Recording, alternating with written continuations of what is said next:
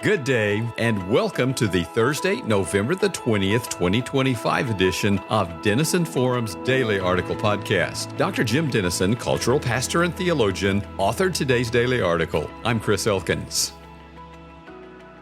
Two very disparate stories are headlining the news this morning. First, President Trump stated on social media last night that he has signed the bill that directs the DOJ, the Department of Justice, to publicly release all its Jeffrey Epstein-related files. Senators from both parties said the DOJ must now release the files within 30 days. Second, the Associated Press is reporting that, quote, the House voted overwhelmingly yesterday to repeal part of a new law that gives senators the ability to sue the federal government for millions of dollars if their personal or office data is accessed without their knowledge, end quote.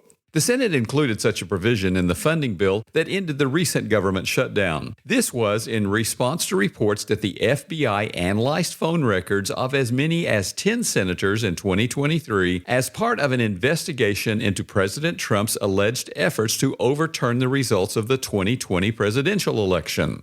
The House was blindsided by the provision and has voted to overturn it. Now, the Senate must decide how to respond. I have the greatest admiration for Abraham Lincoln. I have visited his birthplace in Kentucky, stood near where he stood in Gettysburg, and been in the theater where he was shot and the home where he died. I have enormous respect for Thomas Jefferson as well. While I grieve his failures and hypocrisy concerning slavery, I am grateful for his brilliant intellect and revelatory wisdom so foundational to America's birth. I have visited his Virginia home and burial site and stood in awe beside the room in Philadelphia where he wrote the Declaration of Independence.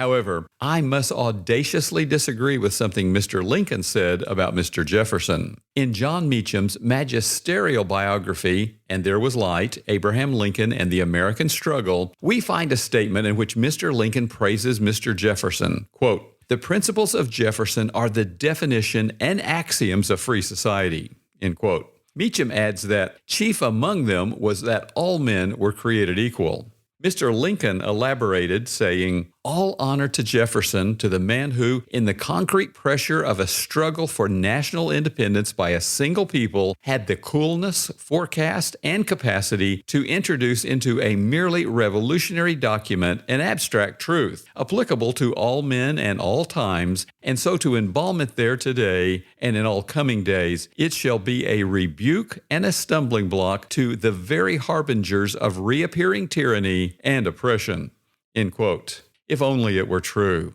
In the partisan political furor over the Epstein files, with each side looking for ways to attack the other, the victims of Epstein's sexual abuse and sex trafficking are all too easily overlooked. Even senators occupying one of the highest echelons of political power in the land can reportedly be victimized by the government they lead. From Cain and Abel to crimes generating headlines today, fallen humans have consistently and often rejected Thomas Jefferson's assertion that all men are created equal. Pornography objectifies people made in the image of God. Sex trafficking commercializes souls for whom Jesus died. Crime victimizes people loved infinitely by their Creator. The beating heart of our fallen nature is the will to power, our quest to be our own God, revealed in Genesis 3, verse 5, at the expense of everyone else. All the while, they're doing the same at our expense. Is it any wonder that the U.S. has enacted over 49,000 federal laws across our history, or that they consistently fail to restrict our behavior or reform our character? And yet, despite all our failed attempts to legislate morality, we persist in the effort. In large part, this is because abandoning the effort obviously would lead to anarchy and chaos. But also, this quest for a just society reveals something transcendent about our souls. This week, we've been focusing on the transforming power of intimacy with Jesus. Today, let's add a different dimension to the conversation.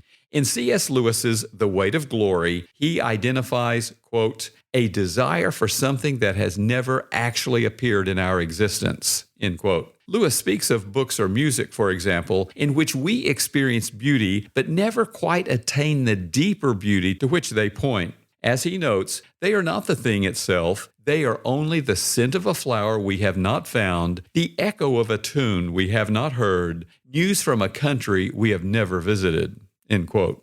I myself have had this experience many times, sitting on my favorite bench beside my favorite lake, watching the sun rise or set over the ocean, hiking in the woods amid blossoming dogwoods and azaleas on a glorious spring morning. I have been privileged to visit places that will remain fixed in my memory to the end of my life. The sunrise over the Sea of Galilee, the hushed beauty of the Garden Tomb in Jerusalem, the majesty of the Acropolis in Athens, and the wonder of the Pantheon in Rome spring to mind. But each and every time, without exception, there was a nagging sense in the back of my soul that this is not it. There is something more, something beyond this, something more perfect of which this is a beautiful but ethereal imitation. Plato was right in calling this world a shadow of the ideal. We legislate against our immorality and strive for beauty and joy with all our hearts, but we never actually attain what we seek. Even when it seems we do, the moment passes and the shadows envelop us once more. Lewis had the explanation to which I am pointing us today. Quote, "If we find ourselves with a desire that nothing in this world can satisfy, the most probable explanation is that we were made for another world." End quote. If nothing in this fallen world can satisfy our souls, let's use the temporal to experience the eternal, the material to unite with the spiritual, the mundane to seek the transcendent. Aristotle corrected Plato by claiming that the ideal is found in the material, and in a sense, he was right. If God is truly omnipresent, we can meet him in every moment and place. If he is truly omnibenevolent, we can experience his love even in the most loveless moments. If he is truly omniscient, we can find his wisdom and follow his guidance even in the darkest valleys. If he is truly omnipotent, we can experience his transforming strength even in our greatest weakness. In fact, it is likely that it is in such moments that such revelations will come. When Paul trusted his thorn in the flesh to God's providence, he discovered that he could say, "When I am weak, then I am strong," noted in 2 Corinthians 12, verse 10. What is your thorn today? Where are you most disappointed or frustrated with life? Conversely, if your circumstances happen to be joyful this morning, are they enough for your soul? And the Bible assures us in James chapter 4, verse 8, "Draw near to God, and he will draw near to you." In just the moment where you find yourself today, can I invite you to seek with all your heart the Father who is seeking you, promised in Jeremiah 29, verse 13?